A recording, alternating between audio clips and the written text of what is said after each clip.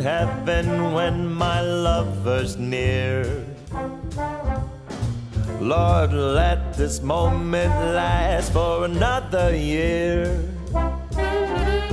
Though today has ended, the night's still young, I'd say. Lover, don't go away.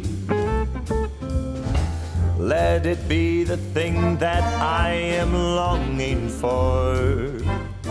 Let's fly out from Manhattan to the California shore, just to watch the ships at night on the San Francisco Bay. Oh, lover, please, please stay. Don't say you have to go. Don't say you need to run. Stop the clock on Central Station and we can have a drink downtown. Let it be the night that I am longing for. Let's fly down south to Austin or to Ecuador, just to drink pina colada on a hot, wet summer's day. Oh, lover, please, please stay. Yeah!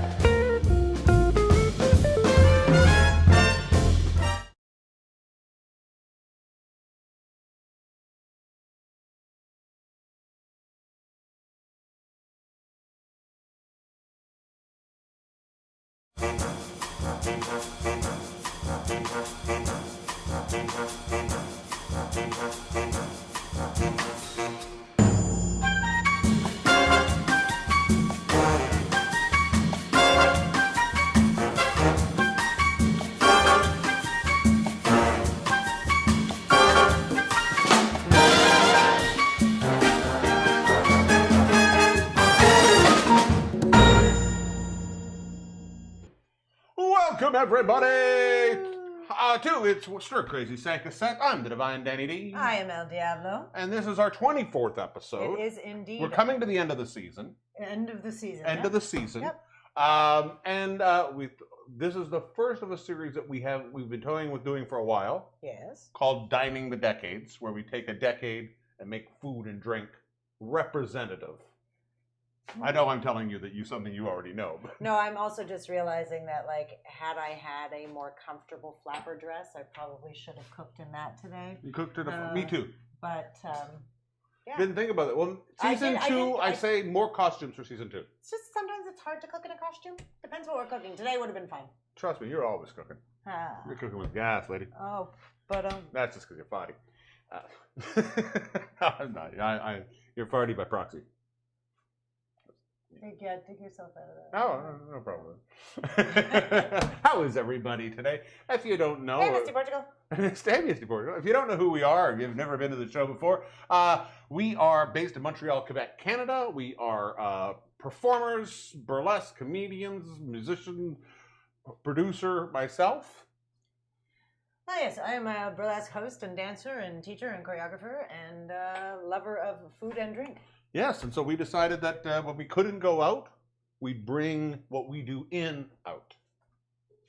In out. Yeah, we bring our in out. We spend a lot of time making great food. We do. We spend a lot of time making great drinks. Clearly, these days, I spend a lot of time eating. A lot of time eating. And we thought that this is the best time to bring that to you. We've been doing it for upwards, almost half a year. That's mental. I know. I'm sorry. That's bananas. We don't say that anymore. That's. I don't say that. That's bananas. It is banana. It's a little wacky that the whole concept that this has been going on. We are coming up. We're gonna. For people who've been following, we've been doing this for 24 weeks. We're going to do 2 more weeks left in this season, and we're going to take a little break, and we're going to come back even stronger. New and improved with more muscles. I think more costumes. I think more dressing costumes. Up for the different themes is a little bit better. I think that's the next Again, level. And sometimes and I don't like costumes, and I'm saying that. Sometimes very possible. Sometimes a little bit not so convenient. What's a not convenient costume? Well, it's not so much what's a not convenient costume. It's more what's a not convenient thing to have to be cooking. So, like, you don't want big, long, flowy sleeves if I'm doing a lot of chopping, for example. It's true. If I'm frying stuff, I don't want fringe on. No. So, like, I think about these things. Yeah, I get that. I do put thought into this. But it's also nice that you can find things that you can cook all fancified and dressed up. Indeed, but I prefer in general to cook and then go fancified. That's very true. That's very true. However, today, because it's our Dining the Decades, and this whole episode is about the 1920s, I thought we're doing, especially because we do cocktails as a big part of our show, that we have we've touched on some of the Prohibition cocktails and some of the speakeasy cocktails, but this is really a episode that I thought, let's devote it to some of these things. And there's also some really unique cuisine that came out of the 20s. There's all sorts of stuff that came out of the 20s. There's all sorts of crazy stuff. Before the whole thing went in the 30s. Yep. Sort of like how the 10s were great. Boom. Yep. Half a year, huh? Half a year. Jeebus. Half a year. Jeebus. It's all right. It is all right. Ça va bien aller. So so that was supposed to be a lead into what? So what are we making today? Okay. What do you feel like making today, or what do you feel? It's not actually what I feel like making. We didn't actually we've been a little lax about putting it on the event. We've been a little lax about everything, hence why we need a little bit of a break for like a few weeks to rest and recharge and get more on top of shit. I am making today a Waldorf salad. A Waldorf salad. Because in my exploration of 1920s recipes, and I did a lot. Like I looked at some old Good Housekeeping like cookbooks and whatever, and there's a lot of mayo. There's a lot of There's mayo. so much mayo in everything. So we will be making our own mayo today because I thought that would be a fun thing. Let's play with emulsification. But there's also a lot of weird stuff. Like I was gonna maybe do oysters Rockefeller, but as you know, I've never shucked an oyster in my life, and I didn't know that doing it live would be the best time to try. I can always shuck your oysters for you. Well, thank you, I'll give you a good oyster shucking if you know what I mean. I'll shuck your oyster. So yeah, I avoided that, but the Waldorf salad is a very popular. It comes up in any. It is. It's one of my favorite salads. It is. I have never eaten a Waldorf salad live because to me, it sounds repugnant. It theoretically does, and I think one of the, if you don't know the Waldorf salad, and I think there's very few people who do, who it's not really something that sort of kept with the times. I think you'll find it in certain very old school fancy places. Yes. Things like places like the Waldorf Astoria. But where I always remember when I think about it, where I always think about it is there's an episode of Fawlty Towers called Waldorf Salad, where the American shows up and wants a Waldorf salad, and it's one of the most ridiculous things because outside of America, it's a very, very unheard of salad. Well, I also yes, I will eat fruit salad, especially in the summer. I love a fresh fruit salad, but I am not a massive fan, personally, it's just a taste bud thing, of fruit in salad. It's like, especially when we were talking about Dining the Decades, when you start looking at some of the stuff from like the 60s, the 50s, what they call salad to me is dessert. You know what I mean? Like it's gelatin and fruit, and somehow that becomes a pineapple salad, and I'm like, no, je pense pas. Yeah. But also when like people do spinach salad with like oranges in it. See, I don't mind. I like there used to be a place that I used to go to when I lived in Vancouver called the King's Head, and it was a burger place, but they had a salad there called the BJ's Tossed About Salad, and it came in like a salad bowl, like a serving bowl. And if you could think of it, but basically it was the equivalent of if you took a Caesar salad, a Waldorf salad, like a summer salad, and like an Asian Mandarin salad, and just put them all together. That sounds awful. It sounds awful, but it just ended up being pretty spectacular. I like to keep my sweets sweets and my savory savory. And then normally with the sweets, I then go not so interested. No, I like the mix. I love the flavors mixed up. But anyway, we're going to make that today, and I'm going to try it for the first time ever because I've avoided it like the plague for my entire life. And what are you making? Today, because it's, like I say, it's the era of the speakeasy, the era of prohibition. I thought, well, if we're gonna talk about prohibition, when it was harder to get alcohol, especially in the United States, the two primary spirits that you could get, gin was fairly common because bathtub gin. People would make their own gin. Mhm. Gin is one of those spirits that people, for some reason, I got a bathtub, they can make some gin. Mhm.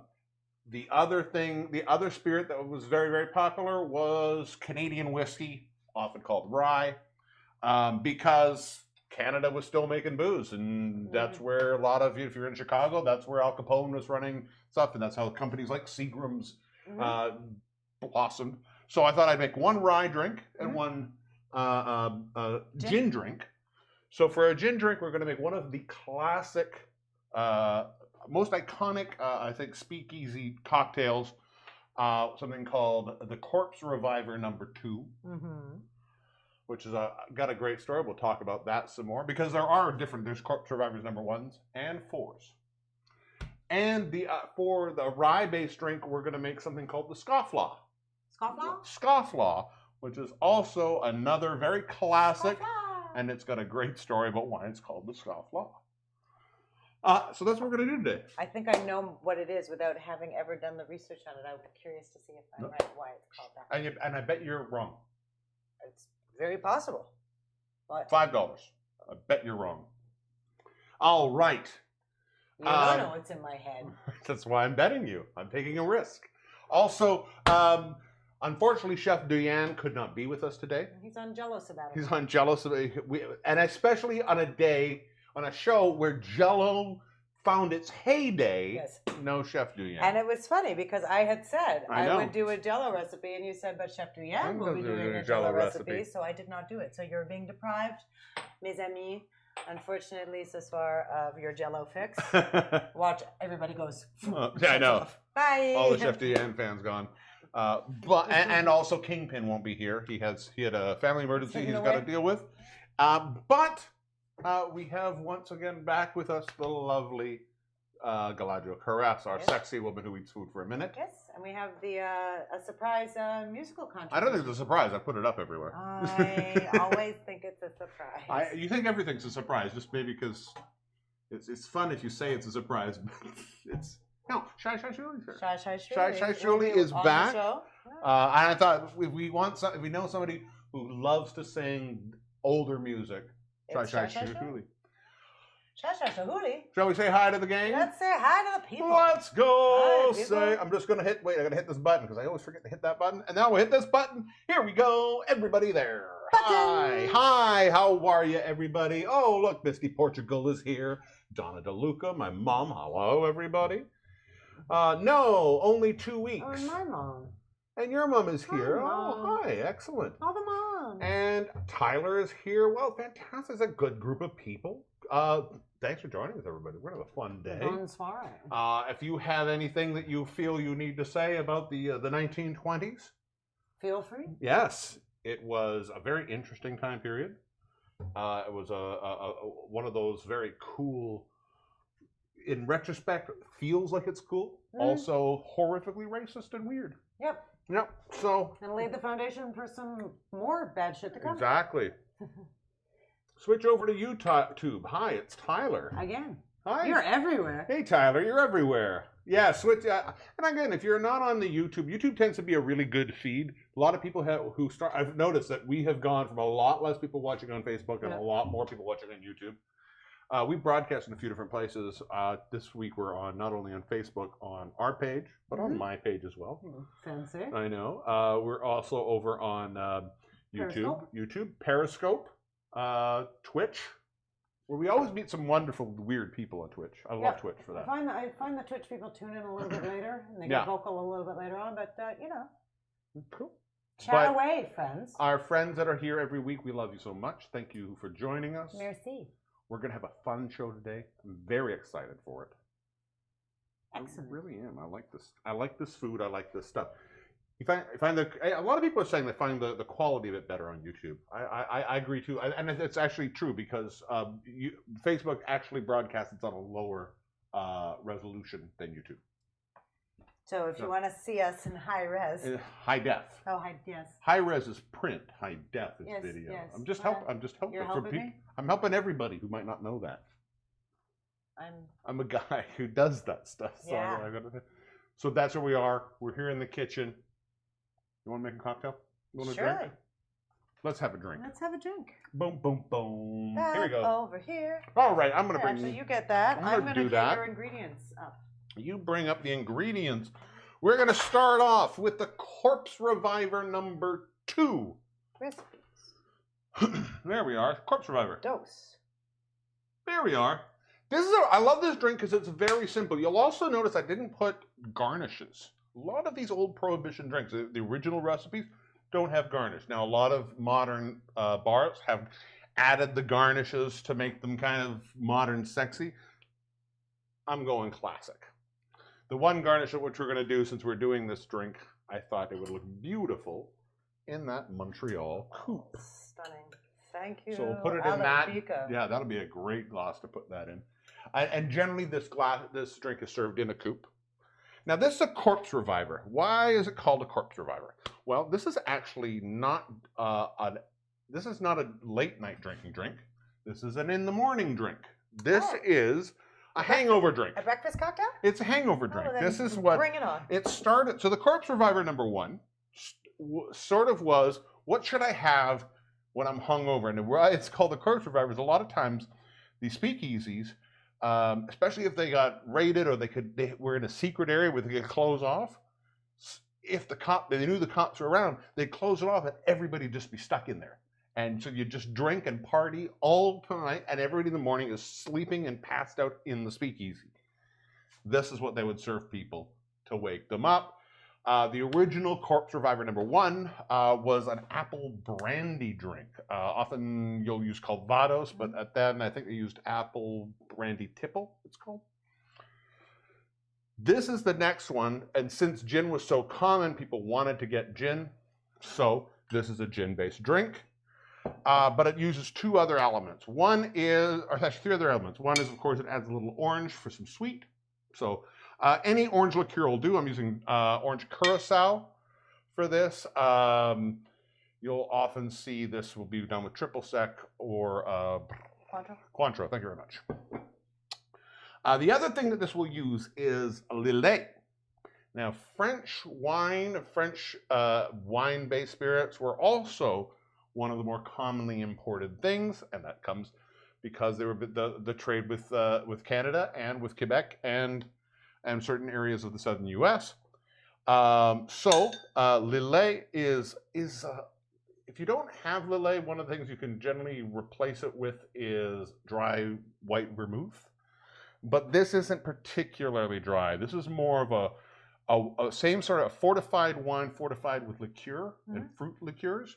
So it's sort of a sweet, fruity. It's tasty. It's very nice, actually. It's really, if you want something that's a little stronger than a bottle of wine, but not quite a liqueur strength, and to sip, make sure this is super cold. It's really, really delicious. In fact, it says right on there, make sure.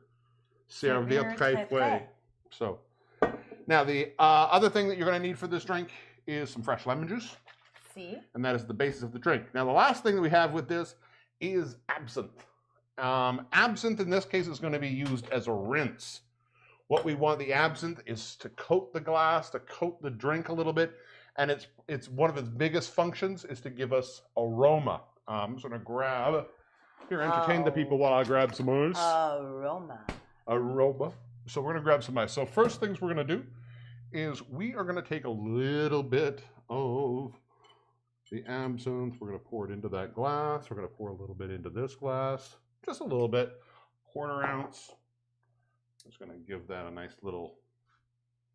I'm going overhead. Go overhead. So we're going to do that. We're going to give it a little. We're coating that glass as much as we can. Get a lot of that absinthe in there. All over that away. Oh, sorry. There we are. Here we are. So there we are. Coat that in there really nice. I'm going to do the same thing with this. We're just going to spin it on the. And we're going to get that going. Get all of the sides coated and give it a really good, strong coating. This is going to give, and something a really floral, Absinthe, I love it. Absinthe is even better.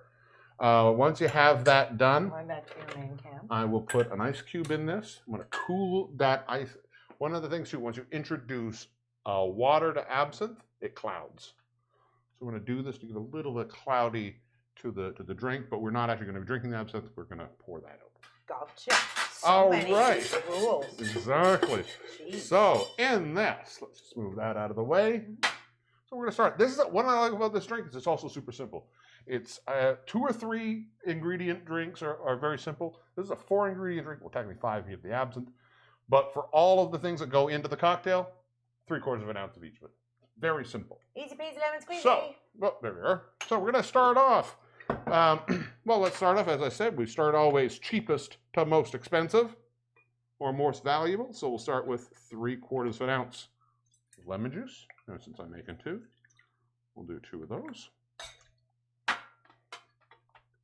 Next, 3/4 of an ounce of the Lillet. Get that backwards, making it a little hard to pour. There we go. 1, 2. We're going to put in 3/4 of an ounce of orange Curacao. If you use Curacao or the ones we mentioned, triple sec or whatever, this will be a Corpse Survivor number 2. However, if you want to use a blue Curacao, you can. Turns it into technically a Corpse Survivor number blue. Number blue. Blue is not a number. I know, it's a play on rhymes. And finally, 3/4 of an ounce of your favorite gin. In this case, we will deal with Bombay instead. I really do have to get my butt to the distillery. I don't mind. This is also, you want a really dry juniper-y gin for this, really to get it to complement the absinthe. So this is actually not bad. So I'm going to throw that recipe up one last time. There we go. Some Hi, we're making cocktails. What are we making? We're making Corpse Survivor number 2s there. What's your name? Who's it? Who we got there? Hey, cool. 1, 2, 3, 4. All right. Hi, welcome to the show. So this, again, I'm going to put that together. Boop. And give it a nice little, whoa, shake. I just got it all over the microphone. Right. Hopefully that's all right. We'll find out in a second. Will tell us soon.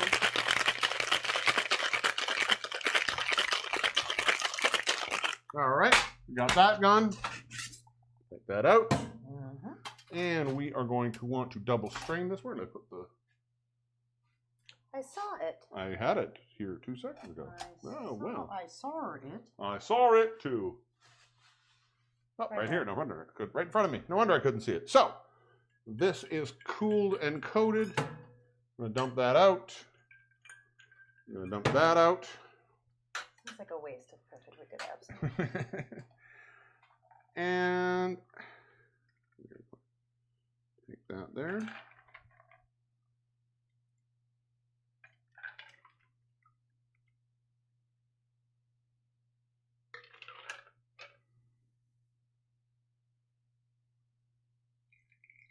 I just went dead silent. I was so I know you were just captivated. Very good. I'm a good co-host. Good co-host. Yeah. I'm just not going to talk while the drink pours. I also love the smell of the absinthe. I really do. Ça me rend heureuse. Yeah. This is not a very hefty drink, so this coupe is really nice because it's not really a deep coupe. So the deep coupe? No, so you don't get a lot of technical... The first coupe is the deepest. Are we done?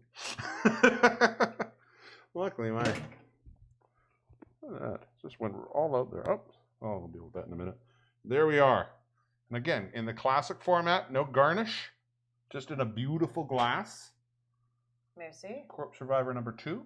You should get, now when you're drinking this, the first thing that'll hit you is that big whiff of absinthe. Yep. You get that, and it should sort of coat almost every sip of it. It is lovely. It's lemony. It's juniper. It's a very floral drink. It's a wake-up drink.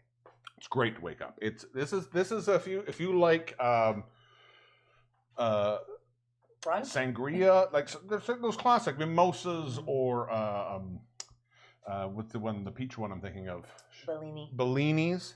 This is a great sort of, I find, a little less slushy version. This is sort of a more elegant version of those. This is a good brunch cocktail. The beautiful little, and again, the lemon, the orange in there really complements very well. Corpse survivor number 2. Hope your corpses have revived. Yes. Let me get this out of the way. I've been a corpse all day today. Those are, yeah. That's a great drink. If you haven't made, and I don't know how many people are making drinks along as we go or make them after the fact. This is a nice drink because there are some very, very cheap versions of all of those things. And this is a great drink if you want to go to, you're trying to expand your bar for the first time. You really want to find a couple of things to do. And you go into the liquor store and there's that sort of short, like the Mickey size in Canada, we call it the Mickey's, the smaller half pint bottles, size, half bottles. Go there. You can generally find all of the stuff very, very cheap, except for Lillet, but Lillet is only $16 Canadian. So it's a very cheap alcohol to get all of those ingredients, and you're going to have all the fixings to make a few cocktails for an evening, or more if you're just making for yourself. And there you go. And it's a great way to sort of start figuring out what your palate is. So if you want to expand your bar, how to do it. I'm sort of talking to them through you. So there we are. Corpse survivor number 2. Hope you're having one. Numero dos. Whoa. Yeah. So there we are. May Cool. Make cool. How you doing, May Cool? Excellent. Yeah. Oh, I just yelled very loudly. You talk to them for a second. I'm just going to deal with my mic here for a second. All right. Hey, friends. What's going on? Whenever I say deal with it, the first thing you do is ask the only question they can't answer. They can answer. They can tell me what's going on. Yeah, but they can. There's a chat right there. I could tell you what's going on, but that would be like me just playing play-by-play of what's going on in the kitchen. But yeah. 1920s food exploration was an interesting little rabbit hole to fall into this week. Just because, again, there's a lot, like, so much stuff with mayo. So many random foods invented or introduced in the 20s, like because of some of the like canning techniques and whatever from the First World War. Yeah. A lot of processed foods. Spam. Velveeta, craft slices. Hostess cakes. Oh, yeah. Wonder Bread. Really? I didn't know Wonder Bread was that. So, yeah, like Wonder Bread that was that old, really. Yeah. So it was just interesting. But again, a lot of stuff with Jell-O, which, as we discussed, I think recently on the show, that once upon a time it was more of a luxury, and by the time the 20s rolled around, it was the Jell-O company. Exactly. Jell-O company was there. Oh, you know what you did? Oh, there we are. That's what we're doing. I forgot completely. Yes, well, you're fine. I know. So anyway, yeah, it was just interesting because a lot of it, like, you know me, I'm not a big like let's make aspic or any gelatinous. I love aspic. Like I love Jell-O, but I don't love like gelatinous stuff. What jellyfish? And I do love jellyfish, actually. Delicious. To look at, not to eat. Oh, it's very good to eat. Now I'm confused and thinking about jellyfish. You're talking about the different. But yeah, there's like for someone who loves mayo as much as I do, it's almost alarming how much mayo there was in this Good Housekeeping cookbook, and a lot of love. Are you here or are we here? We're at 5:25. Oh, okay, cool. Yeah. I wasn't sure. Yeah, I was just talking to the friends. Oh, okay. It just seemed like a natural segue to that portion. Yes, but when you said talk to the people, I know, but you understand my confusion. And then it all turns to. It's great. No, it's I love this. This is called live television, or internet vision. Internet vision. We should create internet vision. Like ColecoVision. Exactly. I love ColecoVision. Yeah. That might suddenly appeal to our Twitch crowd. Start playing ColecoVision. Speaking of the 20s, we wanted to do. We didn't do a promo last week. No, we got very, very busy, but we could not do a promo this week. Plus, it was a fun little idea. It was a fun And idea. I think it turned out pretty. Yeah, we just said we for sure we Pretty wanted to make okay. a silent movie. We wanted Yep. to make a silent movie. Yep. What would that look like? And if you're curious, be curious no more. Let's show you this week's promo. Ta-da!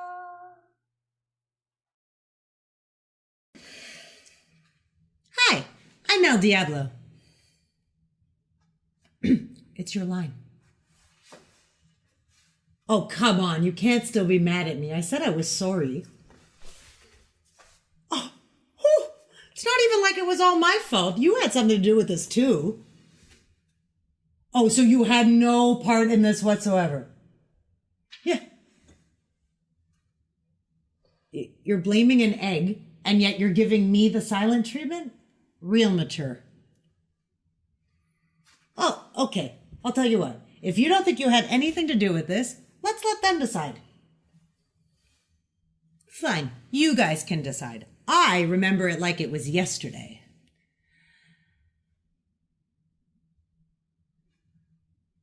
Okay, it was yesterday. I was just trying to add some dramatic flair. I remember it like it was yesterday.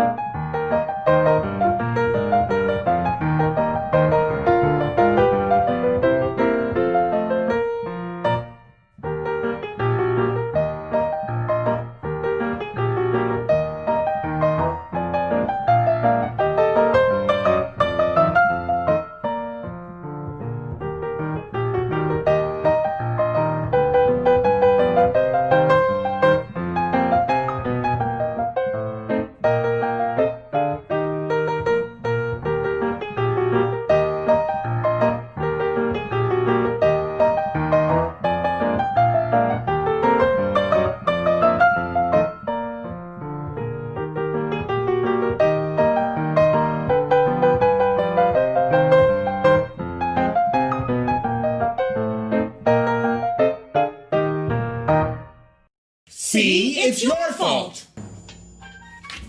Hi, I'm Elle Diabloe. And I'm the divine Danny D. Join us this Thursday, September 10th at 5 p.m. Eastern Standard Time on Facebook Live, YouTube Live, Twitter, and Twitch for the latest edition of the Stir Crazy Sans Cassette. This week we're dining the decade. And this time it's all about the Roaring 20s. You mean now? No, the 1920s. Oh, okay, good. Because, with everybody staying in and not going anywhere, this is more like the boring 20s. What encapsulates the spirit of the speakeasy and the flapper better than a beautiful, refreshing Waldorf salad with a homemade mayonnaise? And to accompany, two classic Prohibition cocktails, the Corpse Reviver No. 2 and the Scofflaw. So join us, cook with us, drink with us. Or just join in all the fun and socialize, but distantly. Check the description below for your ingredients list and all the crazy details. Or visit YouTube Live, Facebook Live, Twitch, or Twitter at 5 p.m. Eastern Standard Time on Thursday, September 10th, and join in all the fun. So what do you have to say for yourself, huh? That's better. Thanks for watching. If you want more food or drink recipes, there's a lot more to check out on the channel. So give us a like and hit that subscribe button while you're at it. Also, don't forget to ring the bell to get notifications for all of our videos. Mm-hmm. Well, isn't this a fine mess you've gotten us into?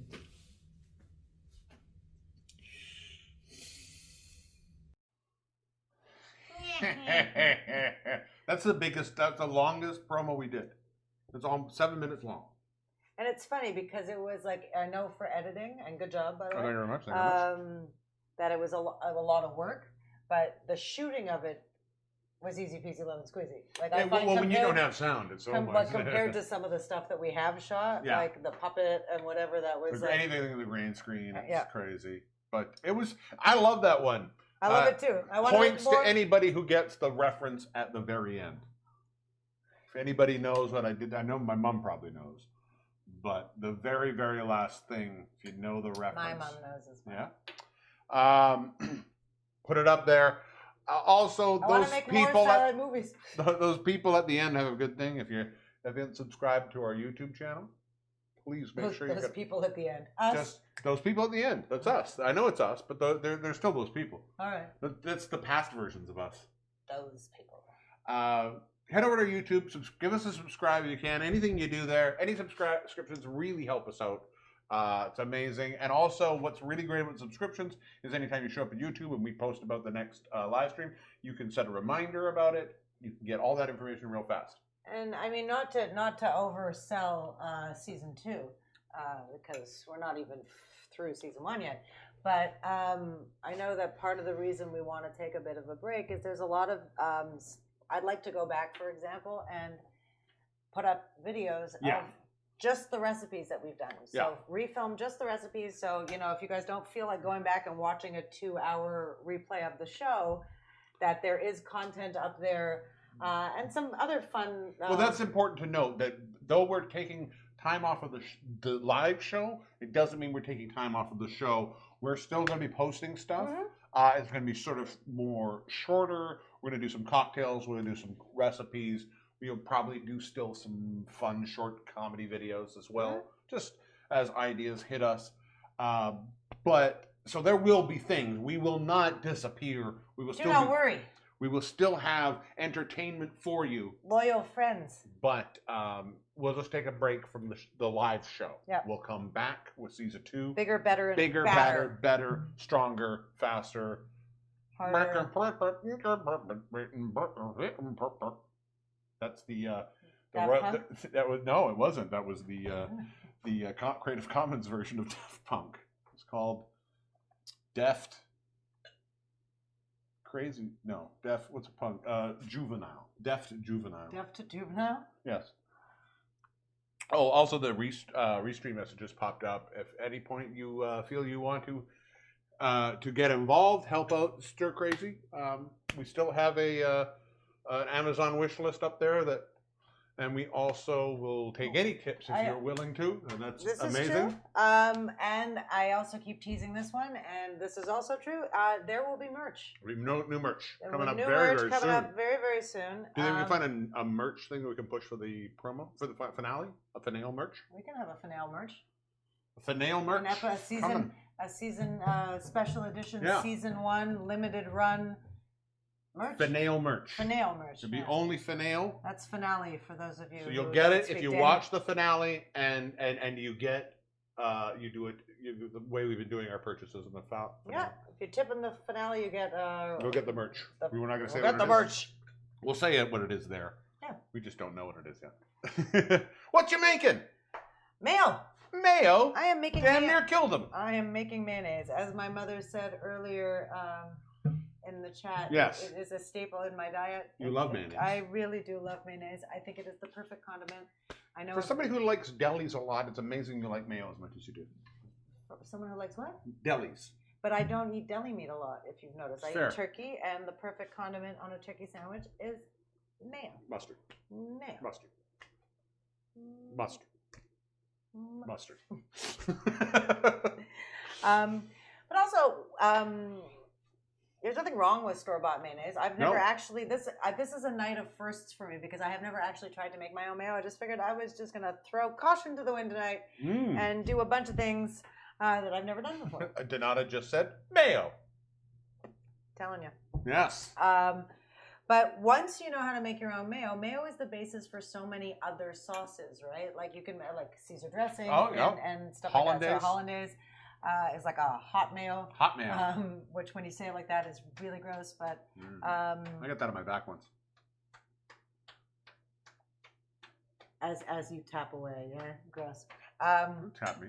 So yeah, we're gonna do this. We're gonna try it. So and it's pretty easy. We've got. Let me bring you I up separated here. an egg, and I have the yolk in this bowl. And I have some. Bringing your overhead in here. Bringing my overhead, and I've got a little bit of Dijon mustard here. It is not requisite, right? You don't need it, but it's going to help in the emulsification process. Emulsification, you'll say. Yes. And recently, I've been watching a lot of Thomas Keller masterclass videos, and he talks a lot about how much oil an egg yolk can hold. And it's a lot of oil. So I'm just going to whisk the yolk and the Dijon together, and slowly we're going to whisk in some canola oil. It's about 2 cups or 350 grams of oil. And we're just going to keep doing that for a couple of Let's see if this shows up better. quick minutes. Here, look at that. There you go. It's going to help out with some. Some lighting. lighting. Get the light in there, but out of the. Out of my face. There we are. Bring some So more we're light. slowly adding, and in a moment, I'm gonna add a little bit. I have some white vinegar over here. I should have put it in a squeezy bottle because I don't want to put all of it in. I just want to add a little bit of vinaigre. Trying to find a way to do this. It's helping. The vinaigre blanc. Oh, look at that. It's already mayoizing. And I've got a bit of lemon juice here, and we're gonna put a little bit of that in there as well. But these aren't mandatory things, are they? You want a little bit of acid in there, yeah, for sure. What about putting actual Acid like LSD? like LSD. Yeah. I'm sure you could make acid mayo if you want. I I believe then it's an aioli. Sure. I also don't know, having only done acid once in my life, if mayo was something that you'd want. If you were on acid, I don't know about. I think these mayo's things. always something I want. Is it? I love mayo. And we don't want to add all of the, because we're hand whisking, and Danny said just before when the promo was playing for you guys, you could use the immersion blender, but we're going old school like 1920s. There was no immersion blender. There was you and your whisk. Yeah. Or there was the hand beater. Or that, well, yes. That's what I call you. I'm well aware. I know it's said behind my back, in front of my face. I'm gonna get that going at a little bit of a higher speed. I haven't worked out in a long time. You want a spoon? No, no. Oh, okay. I just wanted to not beat my bowl like that.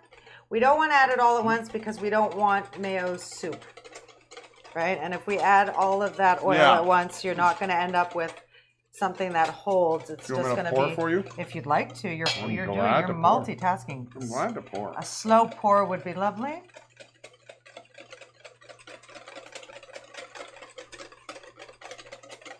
Things are happening over here, friends. Very good. I'm not tasting it yet because I kind of know that we're not there yet. How, El Diablo? Considering this is the first time you've done this, I eat a lot of mayo. It's looking pretty good, though. It's looking very mayo-y. Well, you want it to hold, and it's holding. So I think what I'm going to do... Do you need me to whisk for a while? Is that No, help your arm? I'm good. Trying to help. Thank you very much. I'm giving you light. I'm giving you... Stirring, pouring. You're like a phenomenal one-man show here. I'll do what I can here. I'm going to add that.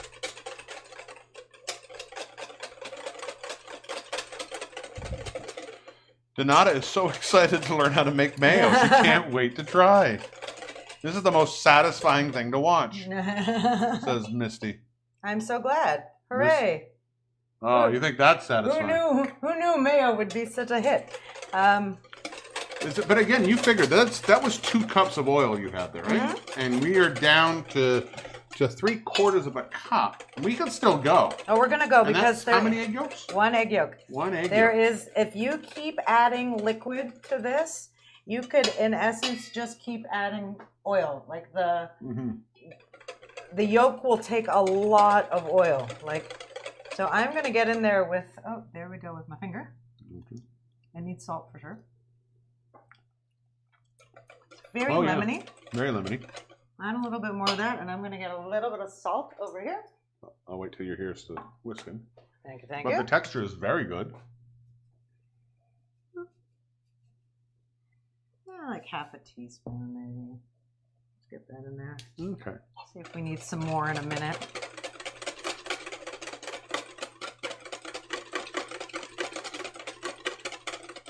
As long as you're adding that oil slowly. You can keep going and going and going. Yep.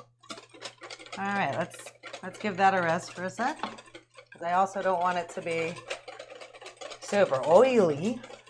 No. And you also don't want to, I mean, if you guys want to use olive oil, or, you can go ahead, but I'm using a canola oil because it's a more neutral flavor. But if you want an olive oil flavored mayo, you can definitely...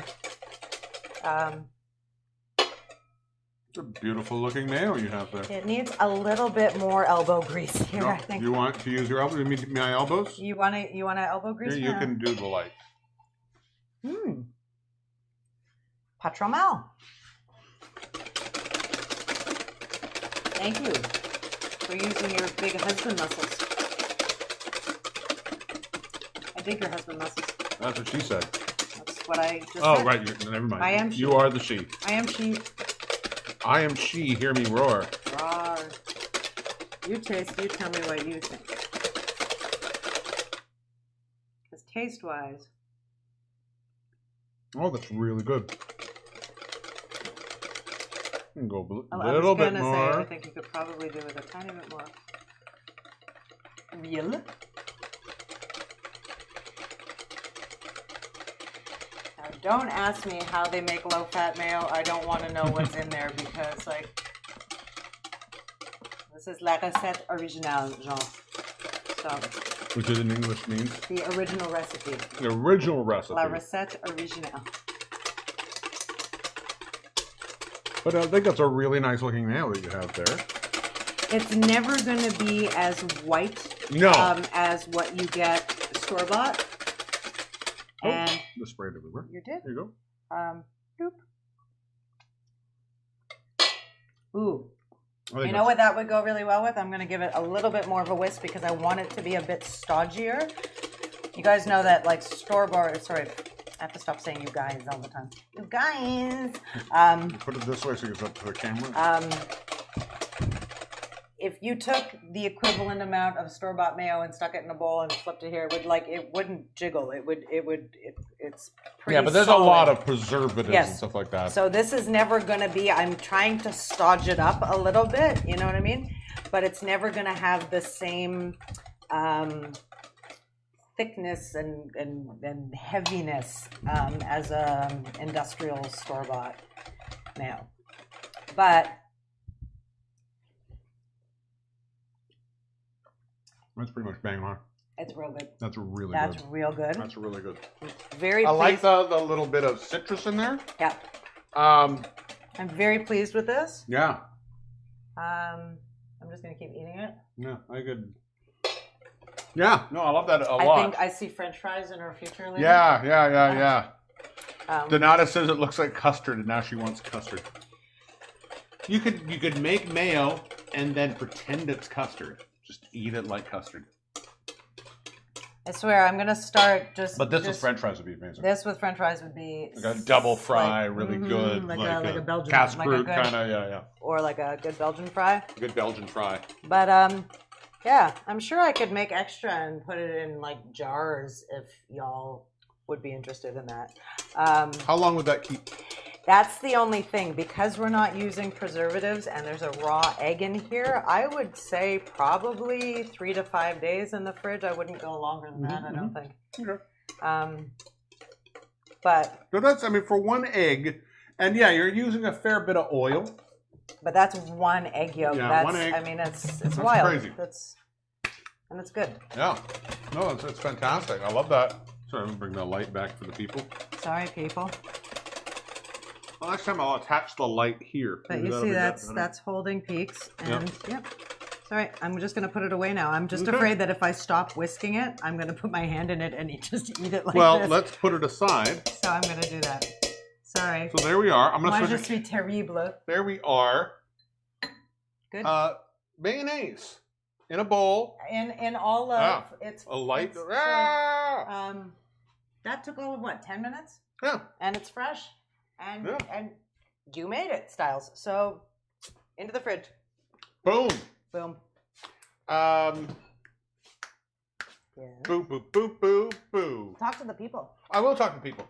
I'm very excited for that mayo. I love homemade mayo. One of actually my favorite things. When I go home, I have to almost immediately, as soon as I get off of the plane, Home for the people who might just be tuning in. For is the first time? Vancouver. But every time I say I'm from Vancouver, you go, "You're from Vancouver?" And I was worried that you were going to do that. But it's okay. You can do that. That could be your catchphrase. You're from Vancouver. Every time I get off the plane, I think in the past probably 3 to 4 trips, before I've gone anywhere else, I've gone to White Spot. Mm-hmm. If you're from BC, I think there's a few in Alberta maybe as well. There is a restaurant chain called White Spot, very well known for their hamburgers, which I think are the best. Like, other than a super high-end gourmet burger, like if you just want to go and get the best burger that there is, Oh, it's a good burger. go to White Spot. And what makes the White Spot burger spectacular is their homemade mayo called Triple O sauce, which is a sort of a combination of a homemade mayo and a homemade red relish combined together. Mhm. But they're always sort of put separately. So you have the mayo side and you have the relish and you kind of mix it together. It is one of the most spectacular flavor sauces in the world. It is the perfect hamburger sauce. Mm-hmm. And I miss it. I love it. I love it. And it's one of the things you will go on the internet, like a lot of different things, you go and try and find the recipe. You cannot find the recipe for White Spot's Triple O sauce. Maureen, I see a Christmas present. No, it in doesn't the exist. making. The White Spot won't put it out. No, but I'm saying, I'm sure someone who lives in BC could go and buy it for the right price. I don't could know if you probably go can. get a. Don't know if you can buy it. They don't even sell it. It's a very weird thing. They're Now very I'm on- protective about their now sauce. I'm on a mission. Very protective about their sauce. My mom just said White Spot hamburger.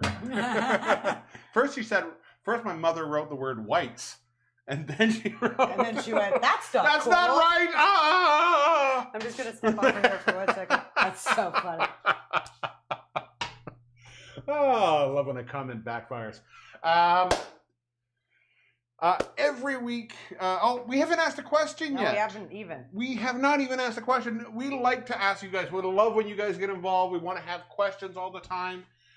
So every week we try and throw a couple of ideas up that we can talk about on the show. Since it's the 1920s is our theme this week, our first question for tonight. I'm doing the Charleston, by the way. You just can't see my feet. Yeah. Our first question for tonight is, what is something from the 1920s that you wish you could experience now? Something from the 1920s that you wish you could experience now. Like a crazy 1920s bathtub gin cocaine party. Yeah, I mean, Yeah. those Like are some crazy, kind of crazy like the Gatsby. Fatty Arbuckle-esque What's level that parties. movie? There was a movie with Kristen Dunst and Eddie Izzard is in it, and it's based on a true story. They go on a boat. It's the 20s. Oh, it's a and true story. I it's a know true that. I know story, the and story. then- I don't know that. I didn't know they made that Oh movie. yeah, it's Cat something. Cat Stevens? No. Cat's Cradle? Shoshi. This isn't going to get annoying quickly or anything. Cats and Jammer Kids? Are you still thinking?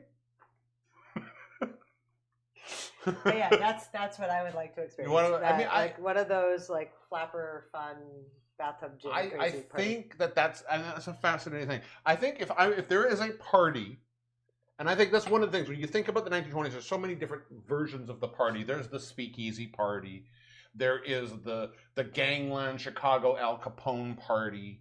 There is the birth of Hollywood, Fatty Arbuckle, people becoming celebrities to that level, crazy party. But I think if I got to experience one party that sort of is the 20s, I want to experience the night before Prohibition kicked in.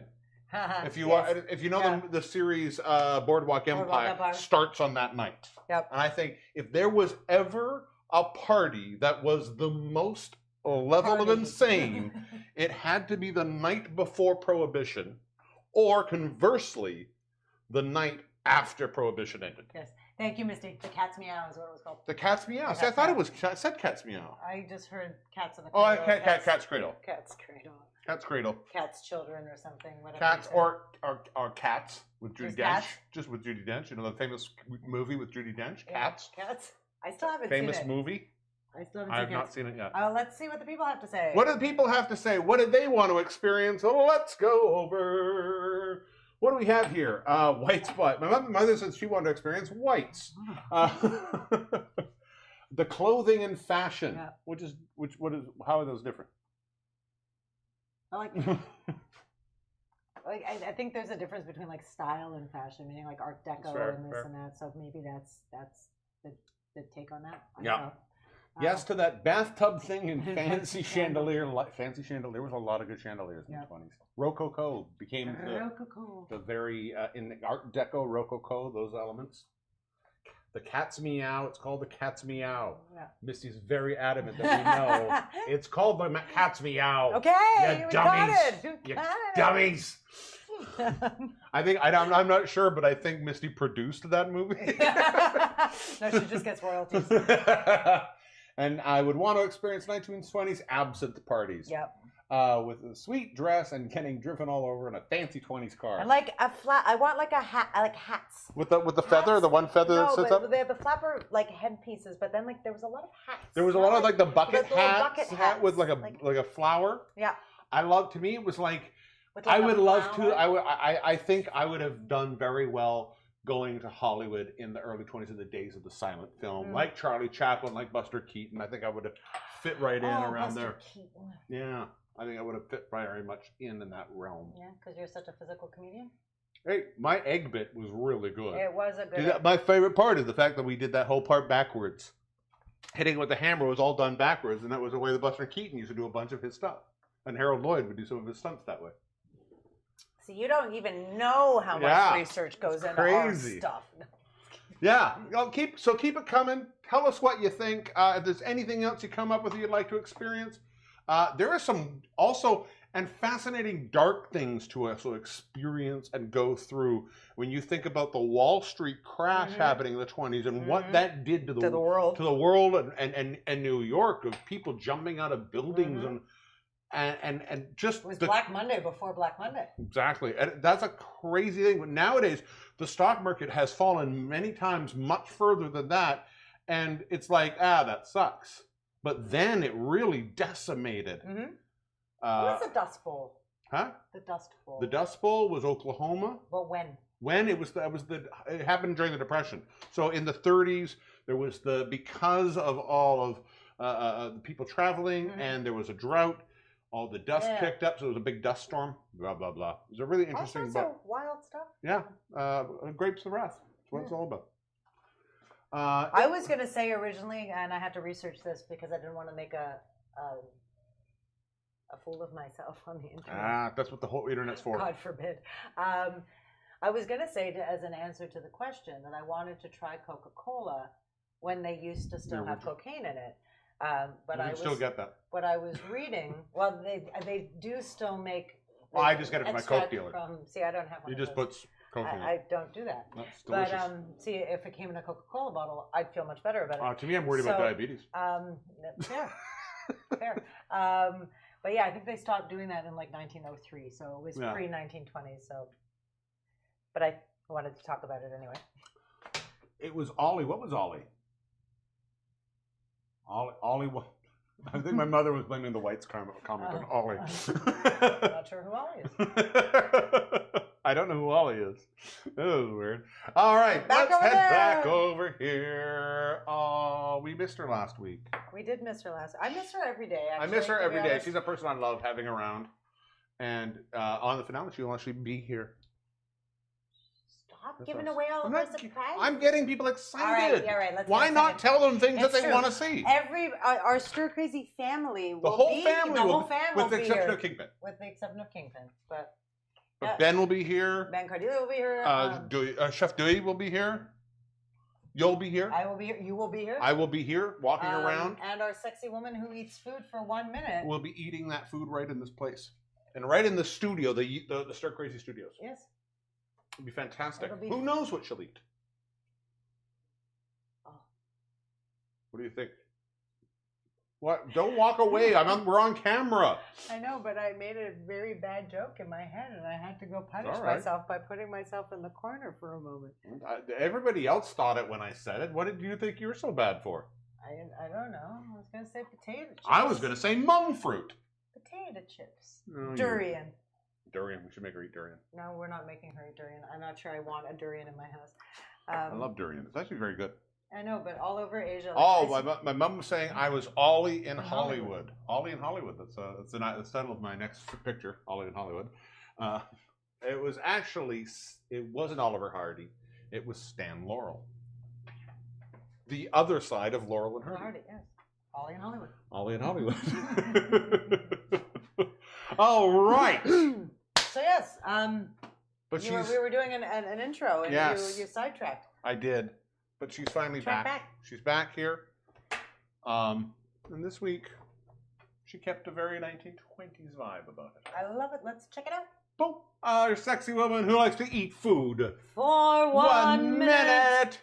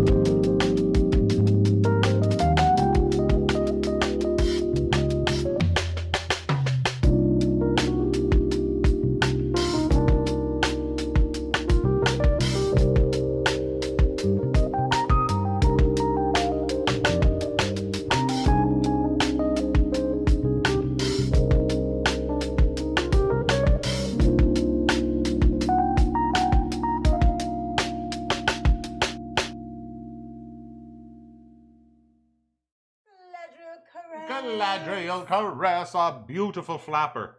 But I'm thinking flappers. Do you think they were powered by beans? Did you notice that she wasn't on her regular set? She wasn't in her bed. She was on a couch. But she had no. I was mesmerized by the whole. You weren't hair. noticing? I had the hair dude was making me all, and the dress, and then I was wondering honestly if all of those like Charleston moves were just powered by cans of beans.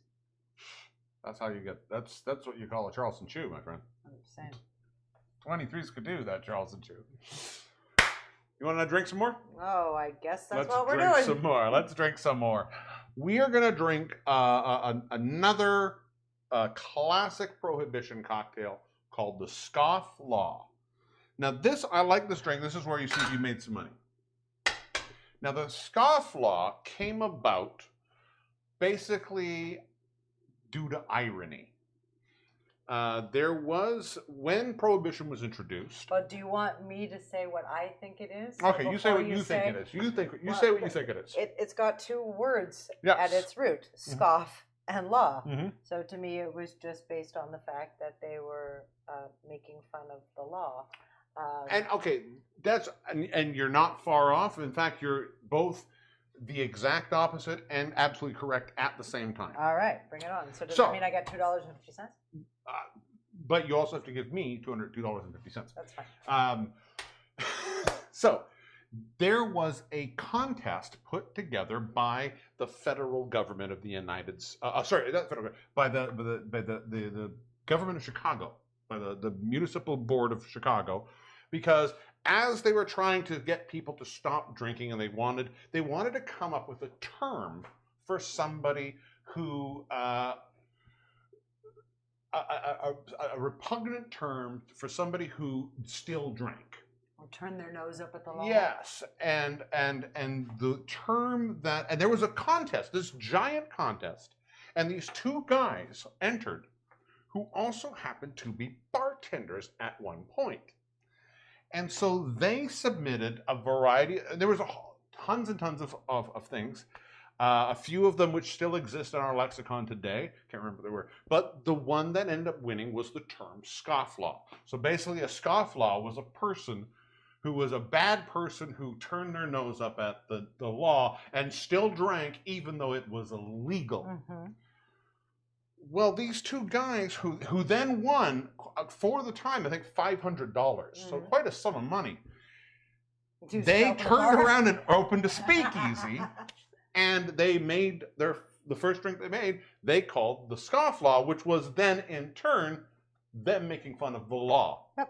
So it is a Scofflaw. But I was right on what the terminology for scofflaw. You're right. I mean, that makes sense. I mean, it's not that, but I like the fact that it's both the term of somebody who's doing the bad thing and the term of somebody who's making fun of the law at the same time.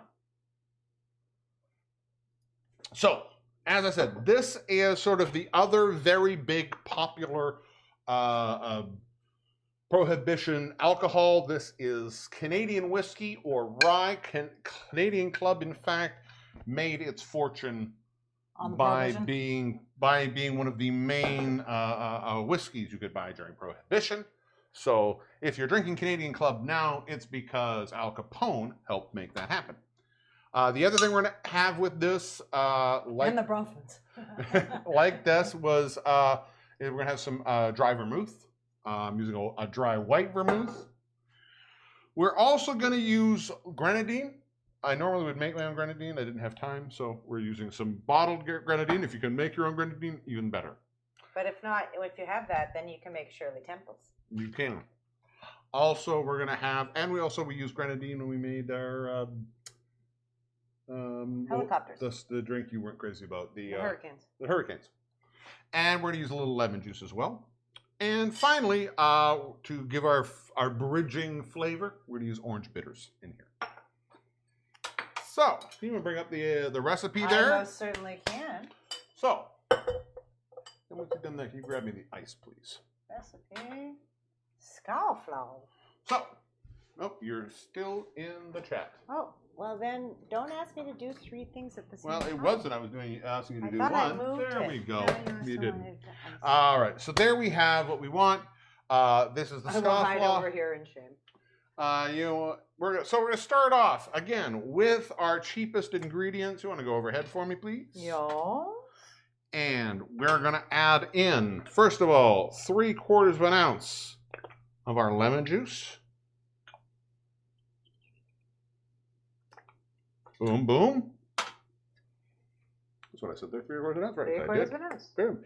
And we're also gonna add 3/4 of an ounce of our grenadine syrup. If you haven't, I just put in. That's 3/4 ounce. What am I doing?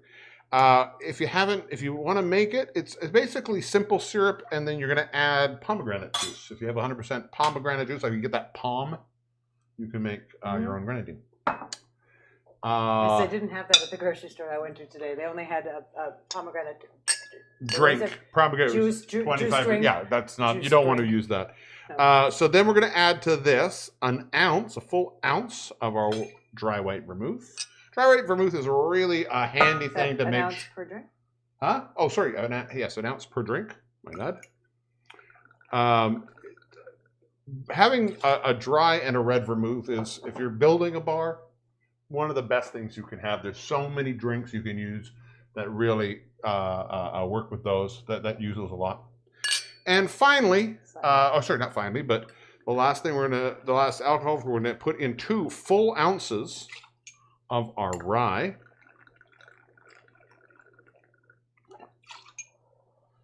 Yes. Actually, you want to grab this glass, because I just realized that glass is going to be too small. Oh. Because it's quite a bit of alcohol into this. So I'm just going to go into a glass. Small boston. And there we go. And finally, our bridging flavor, we're going to do per drink 2 dashes of orange bitters. We are going to put a couple ice cubes into our coops while they cool. Any coop will do. I'm using a couple of Nick and Nora's for now. And again, in that sort of original speakeasy style, we're not really worrying too much about garnish. We're putting it in a nice cup, and that's what we're worrying about. So we'll take that in there. Boom. And you want to go to camera 1?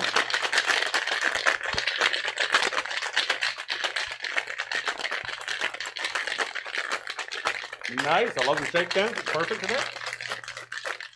Because my boobs are huge. There we go. And there is our drink. And I'm going to grab the strainer. Where I had that strainer. Oh, thank you very much, my angel. And everybody needs a Diabloe. I like it a little bit more chilled, but we're... A way to do that is to put a little bit of water in with the ice. Well, there I think there is. Very good. So then we're just going to pour that in. I love this drink. It's a really pretty drink. Look at the color. I haven't said that in weeks. I know. In weeks. Oh my God, I'm thinking of all of the things other than Waldorf salad that I intend to eat with that mayonnaise. Well, the first thing you're going to eat... We're going to make a salad very, very soon, but I'm just saying. I'm like, chicken fingers? You've been saying chicken fingers all day. I don't see... I never... I think I was also, too, a little older when really chicken fingers became a thing. Like, I remember McNuggets happening when I was a teenager. And nuggets, especially if I'm going to Mickey D's or whatever, I will do a nugget. I don't mind the nugget. The nugget makes me happy. But if I have my druthers, a really good chicken finger makes me real happy. I think it's like the adult version, because I was a fish stick kid big time. I loved fish sticks when I was little. So I think the chicken stick is my adult version of the fish stick. There we have the Scofflaw with the grenadine, a little bit sweet, but then you still have that whiskey flavor. A little vermouth to dry it out a bit. La couleur est très très belle. It's a beautiful color. Yeah, I love that color. Ma'am. Cheers. Nice. Cheers.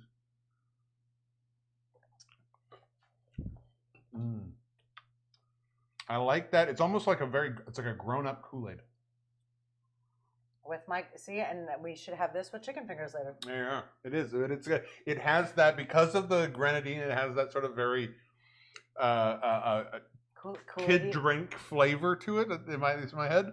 That's why I love. But I think it's, and I think what's really surprising is that much rye and that much vermouth, and how well they complement each other. Neither of them become very predominant, but you have that drier version of the rye, but it becomes very sippable because of this. Sippable, yeah. Yeah. All the harsh elements of the rye, and generally rye is a very spicy whiskey. That's all gone. It's been grenadined. Yeah, and the grenadine gives it a nice sort of fruitiness, but without being too crazy. I like this drink a lot. I like the first one more. I know. In all fairness, I like them both, but I like this. I like whiskey, and it's fine. It's finding really enjoyable, especially a little on the. And this is not super sweet. It's not a. No. It's not a hurricane, but it still has that sort of sweeter end to it. In a whiskey cocktail, it's a lot harder to find without going to like old-fashioned, super sugary. But I also find what bothered me about the hurricane, and I will always say this, and it's a personal, it's a digestive system thing, and it's a personal preference. I don't drink a lot of juice. I've never been, I was a soda kid growing up. Like every once in a while, if we go somewhere exotic and they've got like fresh pineapple juice or fresh squeezed orange juice, I'll have juice. But I'm not, my go-to juice is tomato juice. I was a juice kid.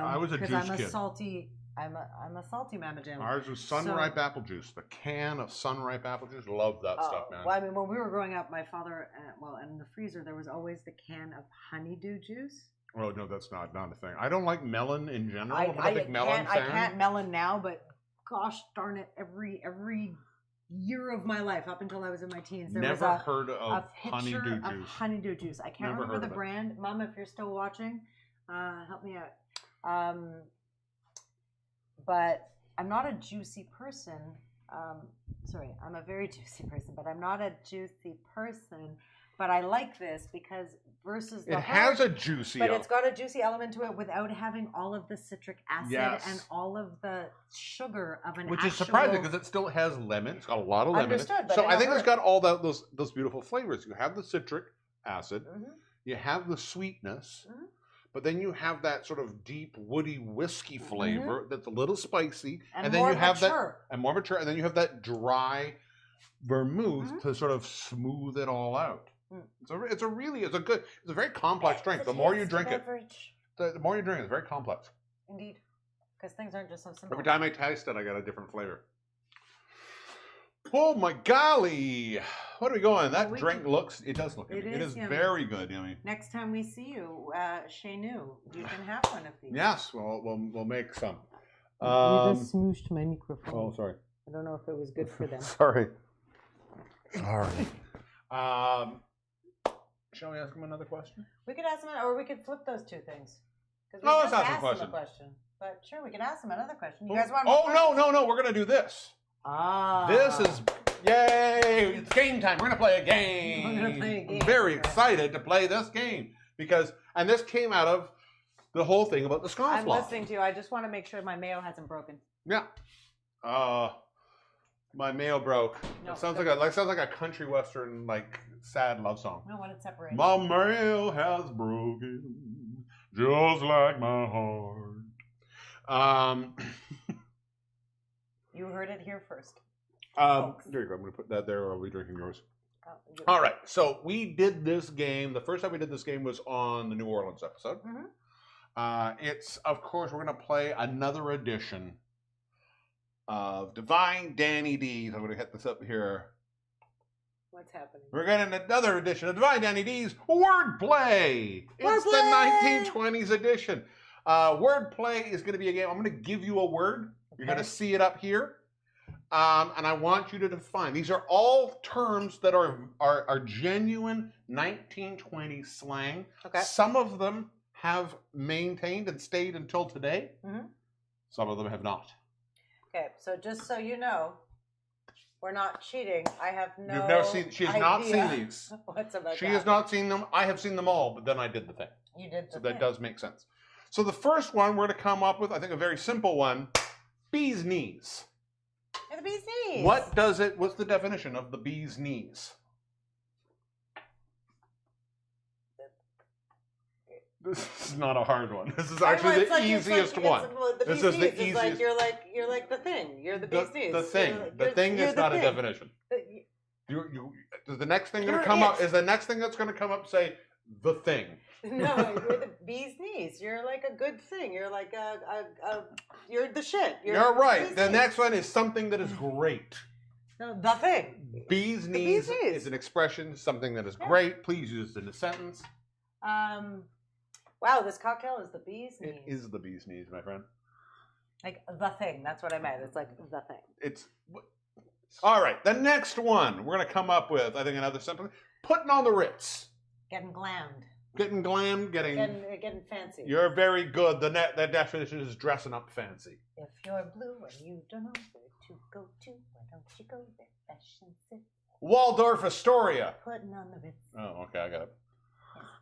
Yes, made very popular in the song, but it was a term before the song was popular. It was an expression that the song was based on. Yes. All right, next one. Zozzled. What is it? If somebody is zozzled, I'm going to assume they're drunk. So good. They are, yes, in fact, drunk. That's good. And I think this one has to come back. Zozzled should come back. Zozzled is one of the best words. I think that could also make a good t-shirt. Because first of all, 3 Z's in a word. Duh. Get zozzled with stir crazy. Yeah, get zozzled with stir crazy. What do you think? I mean, Joseph wanted a shirt that said beans are super sexy. Beans are stupid sexy, but I also think... I think zozzled. Zozzled. I got zozzled. Zozzled by stir crazy. Zozzled by stir crazy. If you like that, feel free to let us know. All right, next one. You ready? Bimbo. What is a bimbo according to the 1920s? This seems logical, doesn't it? No, I'm going to assume it's some form of bridge mixture. Bridge mixture? You mean like the yep. You know, of all of the things you could have guessed, didn't think that was what was going to come out your mouth. You are wrong. Okay. Wholeheartedly wrong. Okay. But I wasn't expecting bridge mixture. My dad used to call it bimbo. I don't know. Is that a thing? I don't. It is a tough guy. Somebody who's like very well built and he's like muscly. Like a beefcake? Is a bimbo. Is a bimbo? How did that go? Like I know, way? And I think it's what's really funny is when I used to do the Weird Ass Game Show? No, the other one, the trivia quiz. Yeah. This dirty sexy pub quiz or whatever. Filthy dirty pub quiz or whatever that was. That I came across that before because it was the original definition was a muscle-bound man is a bimbo, and I think that's funny. But then how did it become like a blonde? I don't know. I didn't vacuous. I don't know. I don't know. I think it's fascinating. I want to look into it. And I think that might have. Misty will Google it. I think it might have also come from the fact that often as that became more into the realm of sort of the Hollywood blonde-haired California boy, and he was a bit dumb. That bimbo became the female bimbo. Blah blah blah blah blah. I can see the 4-flusher. What is it? They're getting harder now. What is a 4-flusher? My gut instinct tells me it's a it's not the morning here.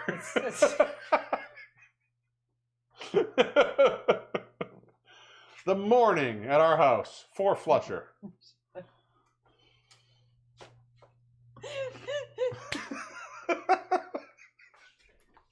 Stop walking away! You're allowed to laugh on camera.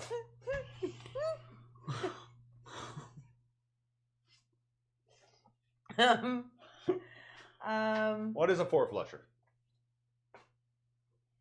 Is it someone who's not late in the evening in our place? Is it someone who's bad at playing cards? 4-flusher is a person who feigns wealth while mooching off of others. 4-flusher. So somebody who's pretending they're a wealthy guy, but in reality, and it's like who I think is Jay Gatsby was a 4-flusher. Oh, 4-flusher. All right, moving on. take someone for a ride. What does it mean if I say go take someone for a ride? You're telling me to go take someone for a ride? I think take someone for a ride to me would mean to swindle. Okay, is that what you say? Yeah. To rip them off? To rip them off, yeah. In fact, it's a Chicago expression. It means to take someone to a deserted location and murder them. I'm going to take Charlie. Take him for a ride. I'm going to take him for a ride. I'm taking him for a ride. Take him for a ride. All right. Chicago. Okay, Chicago. fine. All right. Voot. I can't remember what this one is, so I can't even use it in a sentence. Voot. I believe it's a noun. Voot.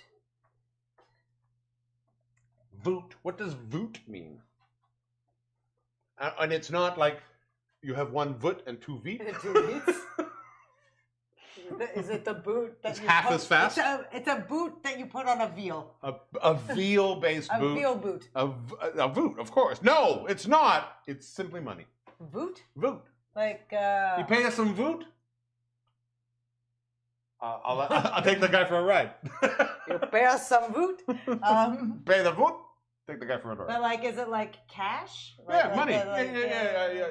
Give me the You voot. got some voot. You got the vig and the voot. The Is vig what and it came from. Okay, gotcha. So the vig was the interest on the voot. How did vig and voot come about? I don't know. This is anyone's question. How about the next one? The next one is Jake. I think this is the final one. Jake.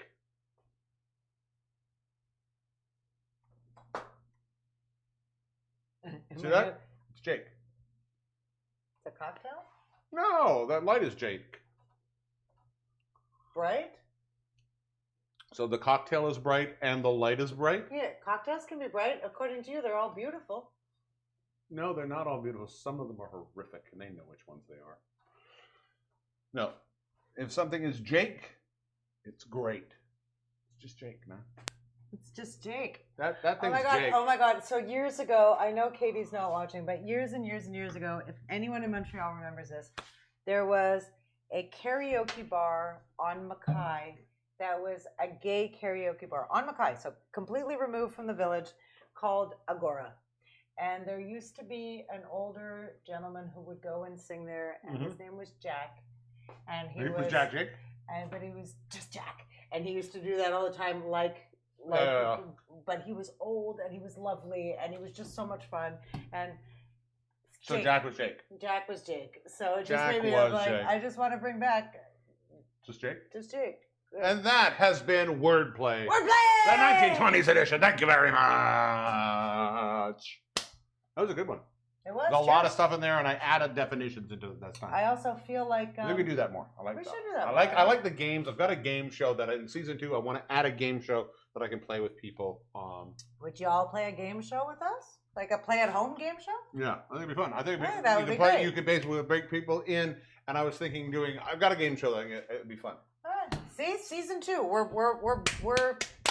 We're selling it and we're doing it live so that we have to be accountable to our thingies. Oh yeah. Shall we ask another question now? We can. Let's now ask that other question because Totes. I think I like this question a lot. I think this is a good question. I was kind of excited when I came.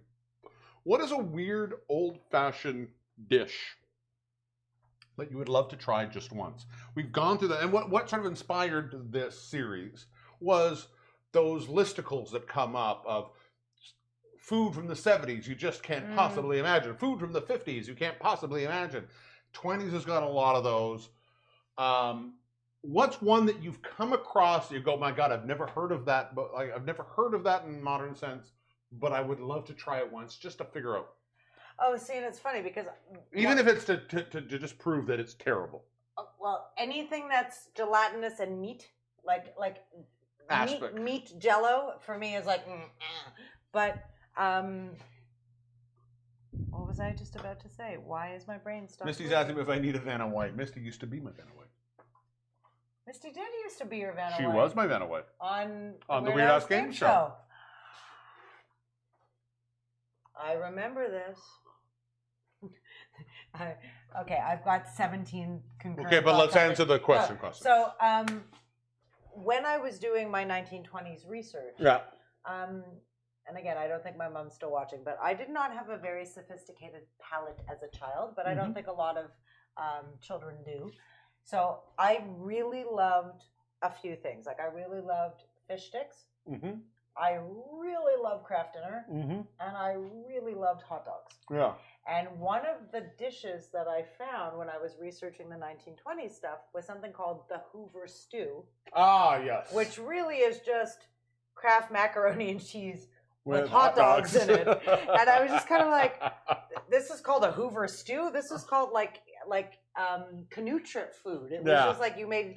Well, in all fairness, Hoover did go down a lot of canoes. But yeah, the one thing that I probably wouldn't want to try, and it's not 1920 specific.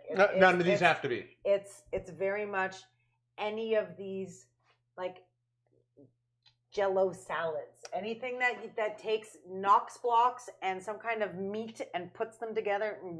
No. See, that's where I really differ with you, because one of my grandmother on my mom's side used to make, well, as a kid, one of my absolute favorite things she used to make is my grandmother used to make head cheese. Oh. And it was, as a kid, absolutely loved it. And it's because it was in aspic, and it was all the face meat and the brilliant. Anyways, but that's not what I had. Hold on, for the people at home who don't know what head cheese is, please. Head cheese is when you take the head of a cow or a lamb or a pig, you cook off all the meat, and then you put it in a tureen, generally in an aspic-based tureen, and then slice that off, and you put that into a sandwich. It's delicious. It's really good. And don't scream until you've actually tried it. It's really delicious. Nothing about any of those words that you just said sounded good. But again, the cow cheeks are delicious. No, cheeks are delicious. But I'm saying you basically what you just said is like you cook off head meat and you put it in Jello. And that basically. To me, well, you put it in. It's actually you put the head in the feet, so you can get a gelatin. That's what you would technically do. Yeah, I'm not sure how Jews feel about that, considering that we can't do the milk and the meat from the same animal. I don't know how we feel. They have a head and a feet. But I wonder how we feel about heads. They don't and feet. have a head and a feet. Well, we have cloven hoof things. It's true. It's true. But one of the ones I would love to try, and I saw it once, and I believe it's a 60s or a 50s dish that I don't think is good at all. I think it's probably terrible. Yeah. But I really want to try it. It's steamed bananas in hollandaise. Oh, I've seen bananas in hollandaise. It just looks like there is something about the choice of I'm going to take a banana-colored sauce and pour it over. What should I think of? Bananas. No, but to me it looks like bad food porn. Like it just looks like. And that's why I want to try it, because that's my jam. Bad food porn is my bad food porn is, well, we'll do a series. Bad food porn. Mixie just said, I just found an igloo meatloaf from like the 60s, and it's a meatloaf with a potato frosting. But isn't that... It looks delicious. I love meatloaf. Isn't that... I love meatloaf. I see, and I don't love meatloaf. If you want a good meatloaf, though, from what I understand, is DeVille Diner Bar still open? DeVille has a good meatloaf. So DeVille has a bacon weave. That I don't like. I think bacon weave meatloaf. Don't like the bacon weave meatloaf. I'll tell you why. Because the bacon overpowers the flavor. Weirdly, my mother makes a really good meatloaf. But one of my favorite meatloafs, back home, you'd go to Safeway, and every now and then, like Safeway would have you have the prepared chickens and things like that. They would do a prepared meatloaf in a ketchup sauce, a proper ketchup sauce. It was a really good meatloaf. And it's funny because my mother also, by all accounts, made a very good meatloaf. I was just never a big fan. I will take the same meat and make a burger out of it and be very happy with it. So what I like about meatloaf is fantastic. The loafiness of it? No. It's the next day when you can have the cold meatloaf sandwich. Oh, with ketchup, that's a good thing. It's a good thing. But Missy, your meatloaf... This is melted cheese on top. Yeah, but your meatloaf situation kind of makes me think a little bit of like shepherd's pie. Maybe a little bit. Like meat stuff with potato on top. Yeah? Wow, man, we're fine. We're better than fine. We're better than fine. We're better than we expected. We're acing this. Should we have some music? Let's have some music. This is actually very powerful. This has gone to my head a little bit. Oh, me too. That's why I'm like, we're better than fine. Nope. All right. Shy Shirley's here. I love Shy. Oh, I'm going to go back to here. I'm going to go back to here first. Let's introduce her properly. There we are. And then I'll hit that button and it'll do this. I met Boom. Shai Shai Shuli many, many years ago and have been, I've considered every single time I get to work with Shai Shai it's such a good time. I've gone out of my way to make things that I can work with I her. understand, and I was about to introduce that concept and say, and all of your main 3 shows with Shai She was Shai in our Shuli first... and Pino, and she was in our first sitcom burlesque No, show. she was in our second sitcom burlesque show. She was in Bedrock. Oh, no, she wasn't. No, she was wasn't not. in Life is Elle. She No, was in Life is Elle. She was part of the original cast of Life is Elle. I don't know why I got confused about that. But I love it when talented people are also lovely people. We talked about this last week. There's so many talented people who are assholes. But when you meet someone who's genuinely incredibly talented and they're just lovely and weird, Shai Shai is one of the most wonderfully, accidentally hilarious people. Yes. I know. She is absolutely, and genuinely funny, but then we'll say things you go, what happened? What did That's she just brilliant. say? I'm glad that's in my life. Yep. But So- even better than that is when that woman sings. And she's here for you. Here you go. So here we are. Have a Shai treat. Shai Shuli. Shai Shai Shuli. Accompanied by John Gilbert. Hi, John Gilbert.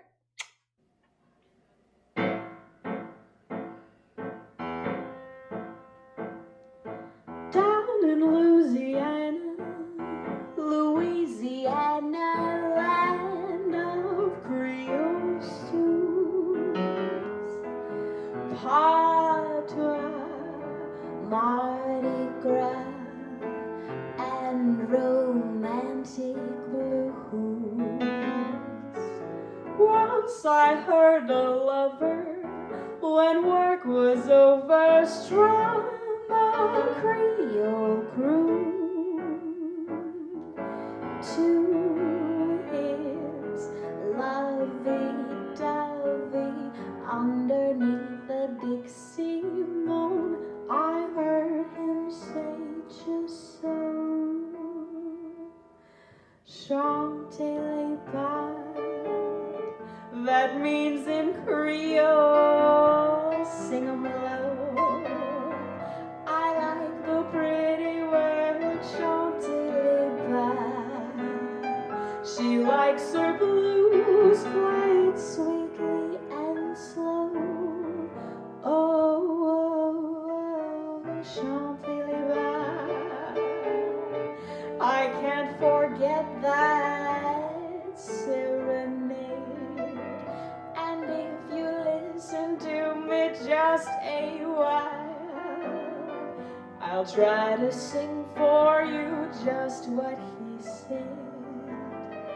Oh, oh, oh, chantez-les pas. That means in Creole, sing 'em low. I like the pretty word, chantez-les pas. She likes her blues played sweetly and slow. Oh, oh, oh, chantez-les pas. I can't forget that serenade. And if you listen to me just a while, I'll come to get you and take you away. Far, far away.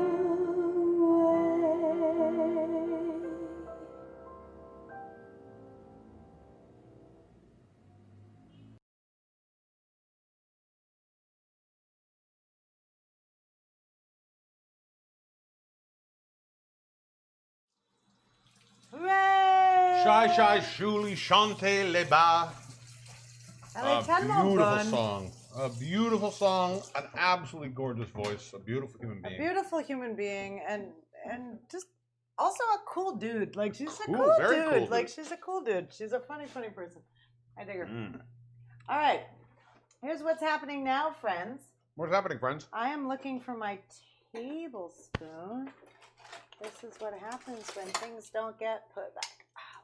There we go. I did the thing. Woot! All right. Here, I'm bringing it overhead. We're gonna make a Waldorf salad. Are you ready? I hope so. There we go. into this bowl. Beautiful bowl. Thank you, friends. We're This up was a ahead. wedding. I know. This was a wedding gift, and it's our anniversary on Monday. It is. Happy anniversary. Happy anniversary to you. We're gonna put 6 tablespoons. 1, 2, While you do that, I'm just going to quickly 3. go fight a bear. Gonna go fight a bear. Yeah. 4. There's a bear over here. Not the animal kind. The hairy man 5. kind. And 6. And yes, I've been a bit. Remiss?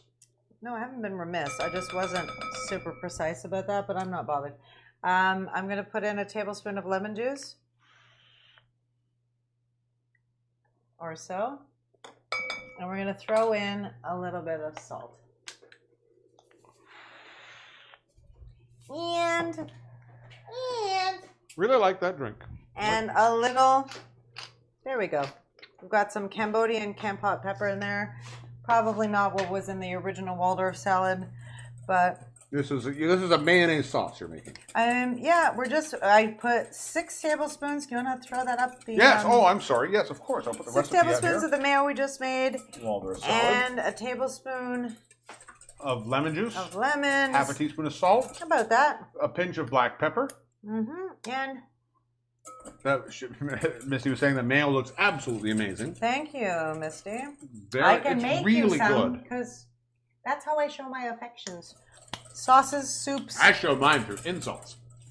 We know. Shut up. Don't be stupid.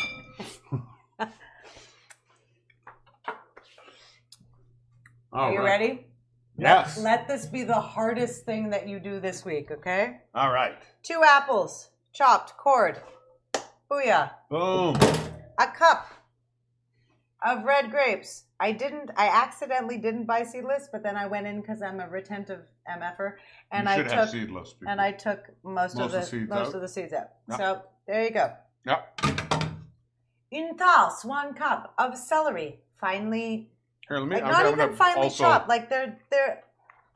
Wait, they're like I'm gonna that. Help this out. This is a little dark for my liking. All right. I'm gonna make it brighter again. Look at this. Last ingredient in here is a cup of walnuts. Now you don't toast your almonds. I did not because I had a rough day. I know. Can I have a spoon? I like a good toasted almond. They should be toasted. But I didn't do it because you know what? What frame of reference do I have? 0.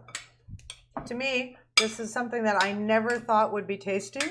So I didn't really maybe give it the same attention that I would have given to something that I know for a fact is Same tasty. level of detail that you felt it deserved. Well, I was just kind of like, it's mayo with some fruit and nuts, like, and some celery. This is a great salad. This is a really good salad. All right, you keep saying that. I will find out in about a few minutes. Yeah, in about a few minutes you'll find right out. And I'll just keep eating that celery that falls out of the bowl because that's the part that I know I for sure like with the mayo sauce on it. All right. There you go. That's it. What do you need now to plate that up? Well, are we going to plate right now? Why not? We got nothing else to do. All right. And we've gotten to the end of all of our entertainment for the evening. We've gotten to the end of our entertainment. All right. Other than us. Other than us. All right. Here's what let's I'm go gonna with do. this. I'm going to bring this up to the main. Here's what I'm going to do. I'm going to grab a little plate. Grab a little plate. You want this lettuce? You've got the. I will make us I bought some Boston lettuce here. I washed it while we were listening to Shy Shy. We're going to. Look how green that is on We're the. just gonna on the- make on a- the camera. It's beautifully green. I'm going to try to make it pretty because Oh, God no, knows please do. I don't think it's going to be tasty. So I'm going to make it pretty. Here, look. It's like a 3-leaf clover. Okay, I'm gonna bring us back up so And that I'm people just can overhead see that. I'm going to do this. Oh, I forgot that. And le voila. Oh, actually, why don't I do it this way? We're gonna go because we haven't even brought in at all Le flicam. le flicam. Le flicam. Le flicam. Voilà. Bon, regarde. Il est beau. It's very pretty. And now I'm just going to have to take a spoonful of this and tell you what I actually think. The Waldorf salad. The Waldorf salad. I've got too many hands. Can you go over there quickly and push the main camera? All my hands are full right now. Mm-hmm. My mouth is full. There we go. Boom. Not bad. No, I love the Waldorf salad. I know you've said that, but I've always loved a good Waldorf salad. I really What's didn't. the salad with the egg in it again? Spinach and egg and What is a salad with the spinach and egg? in it? hard-boiled egg, spinach. You're not talking about Cobb salad. You're Cobb talking about salad, Cobb is it salad. I like a good Cobb salad too. I like this. I'm not mad at it. I do I think think the homemade mayo really sets it apart. it does, and now I'm like looking longingly into the bowl of like, let's make sure we have enough to have French fries later. She says, "That's good. I like it. That's good. I kind of don't know why it needs lettuce unless it's to just garnish the plate. Maybe that's what we were just doing, but like, it's fine. It's No, I like fun. Like the sweetness of the apple, the crunchiness of the walnuts, and then you add the sort of juiciness of that grape. It's a nice combination of textures and flavors. all right. So you know what? I'm a firm believer, especially in today's day and age and culture, that we need to be allowed to learn and grow and change. And you come to the side of the. Well, I might not be so mad about fruit and salad anymore. Like there is a You don't like a summer salad, like with the apples and. No, not normally. I Like love a it. Caesar salad or like a Greek salad. I like anything that's got like a salty thing that I could put like a creamy vinaigrette on. Like I don't normally. What was making me upset about this whole salad was the idea of putting like mayo on fruit. And I'm a huge mayo advocate, but that didn't, like, it wasn't computing properly in my head. But this is actually quite tasty, friends. But make your own mayo, because I think if I did this with, like, Hellmann's, I might not feel the same way about it. Yeah. No, it's. I mean, it's possible I would, but I don't know. No, I think this is. I like this. I think it's a good combination. Texture is one of those things that is not often enough given the credit it deserves. Texture is the reason I don't eat the things I don't eat. A lot of the time. I have the same problem. Like lamb. Lamb. I don't like texture the lamb. I do not like the texture How is it of different lamb. than in beef or pork? There's something about for me at least, there's something about the mouthfeel of lamb that differs from, and I'll eat goat, which is weird, but I don't like goat's delicious. But I don't like lamb. Something about the way it feels on my tongue. So I'm a huge texture person. A lot of the sushi I don't eat. Some of it has to do with the fact that it tastes so uber fishy that I'm not interested. But some of it is also just texture, because flavors meld really well. It's sometimes for me it's like that and then texture. Oh, I like that.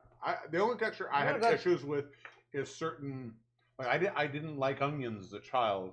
I didn't like the texture of them primarily, and if they were undercooked, they would be kind of sort of spicy, and I didn't like that. And so it sort of translated to anything that had that sort of texture. So I'm not a big fan of peppers or things like that because to me it's a similar texture. Waldorf salad, super fancy, but not like also it the makes Scofflaw, which I love. This is mine's done. This is one of my favorite cocktails I've had for a It while. was so tasty. It went down super fast. What makes me I laugh can make you another one real fast if you want. Okay, cool. All right. What makes me laugh about food and food culture is, and we're gonna do more Dining the Decades because I find this kind of stuff. This is I like this series. I find it so interesting. And if there's a decade you specifically might I?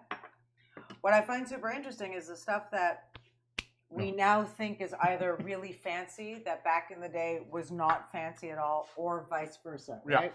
The idea that cooking with gelatin before the advent of Jello brand Jello or whatever really required you to have like horses and hooves. Or microwave technology is also another one that sped up certain things. But I find it very interesting that the Waldorf salad, which there's very few people I think who don't know that the Waldorf Astoria is a very fancy hotel in New York.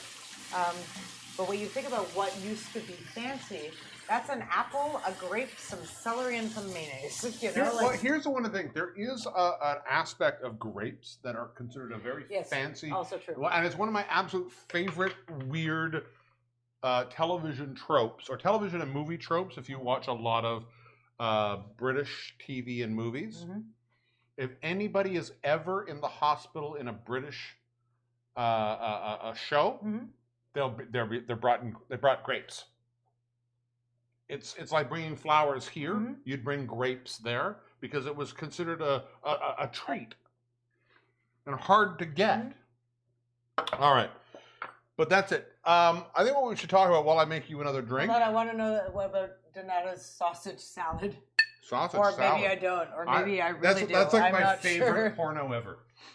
It's like Donata sausage salad is my favorite gay porn. Oh my God! Let's make the movie. No, I'm just kidding. Speaking of, we've got 2 big shows coming up. We do have 2 We big have shows our coming up. season finale. Well, we have 3 big shows coming up. We have 3. Well, we have 1 next week. We do. What are we doing next week? Next week it is Jewish New Year, and because I am a Jewish lady, we're gonna do Rosh Hashanah, which is Jewish New Year, or because Chef Duyan always doxes me, so most of you know what my first name is, Rosh Hashanah or Rosh Hashanah. We're calling it the Jewish episode.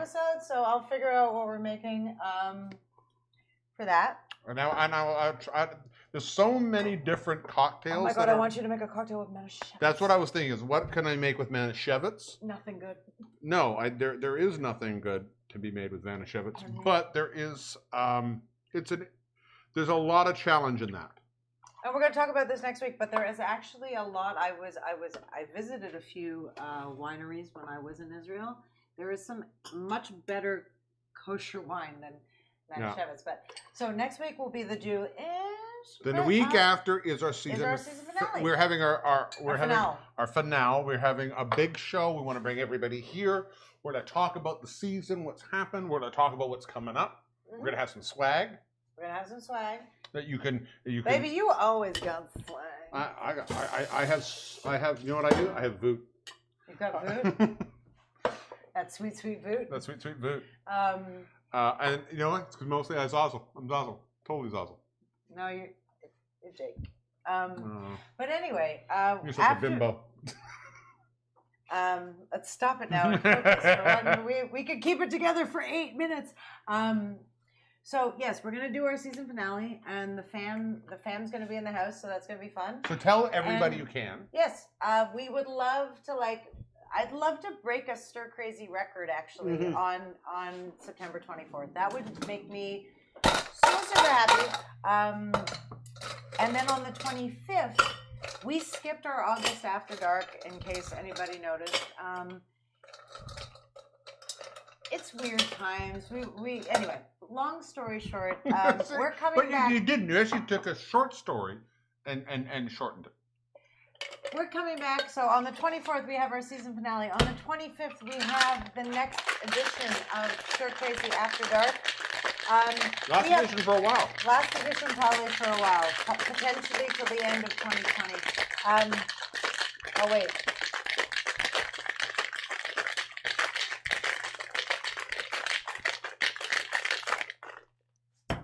We have Michelle L'Amour. We have the Lady Josephine. We have Pinch and Squeal. We have some more cast, but I'm going to tease you. You have to come back next week to find out who else is on the show. Be a full cast. Well, we'll have it up. But, so yeah. You want to get me your glass over there too, please? My glass over right there. So yeah, that's our story. So the week of September, the 24th and the 25th. If there is a recipe, loyal friends and fans, that you really want us to remake from this season, I know if Audrey Agron was here, she'd be all about the crab rangoons. Crab rangoons. But if there's something that you want us to make again, let us know. Yep. You know where to find us. We are easily reachable on Instagram. Also, if there's something you'd like, we're going to do more of these Dining the Decades. There's a decade you want us to try. Yes, thank you for this. You're more welcome. There's a decade you wanted us to dine. You want us to dine. Please put it in the. Let us know.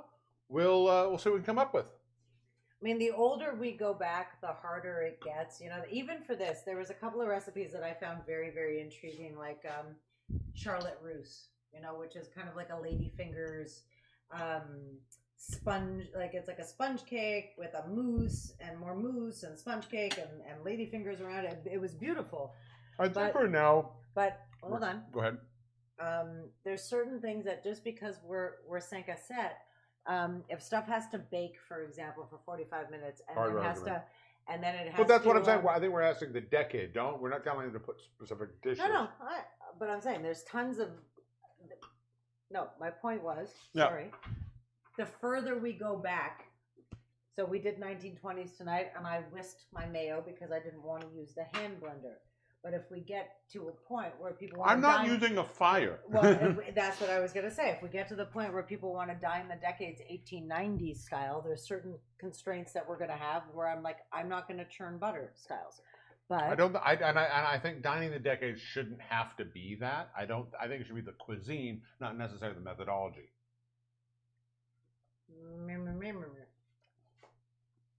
That's my point exactly. No, I think it's interesting. I would like to see what people want to do. Like, Yeah. I think there are certain Victorian elements that I think could work. There are cocktails as well that go back as far as the mid 1700s. there's just certain Benjamin things Franklin wrote a few different cocktails. In fact, the original milk punch that we did last week was originally put on by Benjamin Franklin. and I'm not debating any of this. I'm just saying, if you Sounds guys, like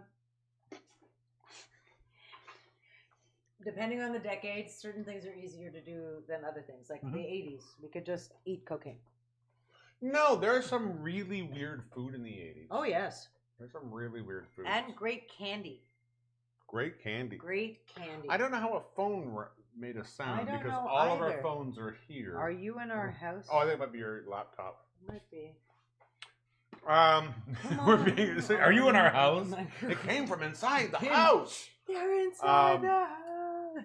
So Yes, next week, the Jewish the episode. Jewish episode. The week after, 2 shows. On Thursday, we're doing the season finale Yep. of Stir Crazy After Dark, Yeah. episode 26. Episode 26. Which will definitely be half a year. Well, technically, next week's half a year because we took 1 week off, but we'll assume in a half a year of shows. And then on the Friday, After dark. After Dark. I'm very excited. Very excited to have our friends here to talk about some stuff, to see what they thought of the season. Yep. I think it'll be a lot of what did you think? What was going on? That was Like kind we're of fun. gonna do like what's his name?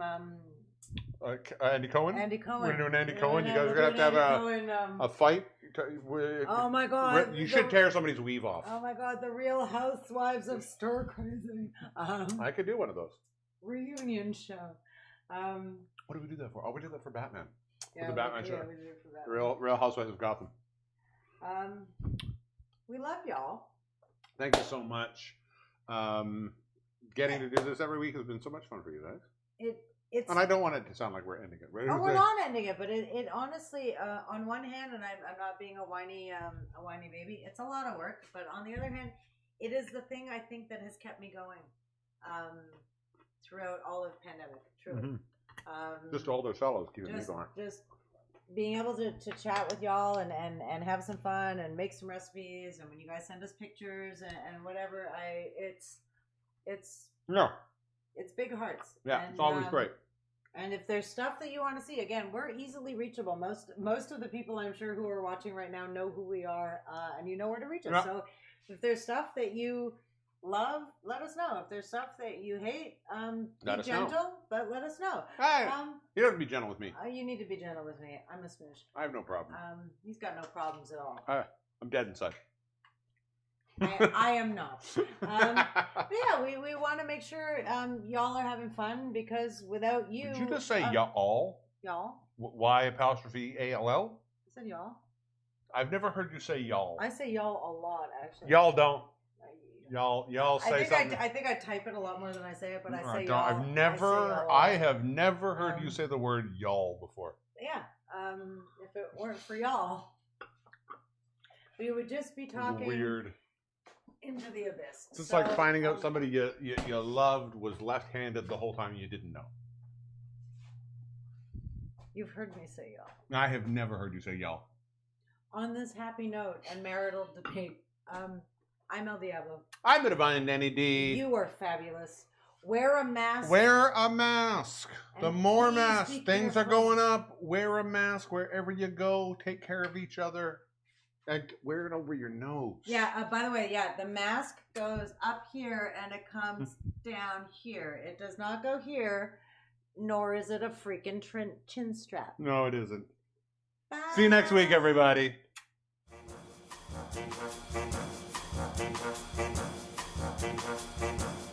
Thank you.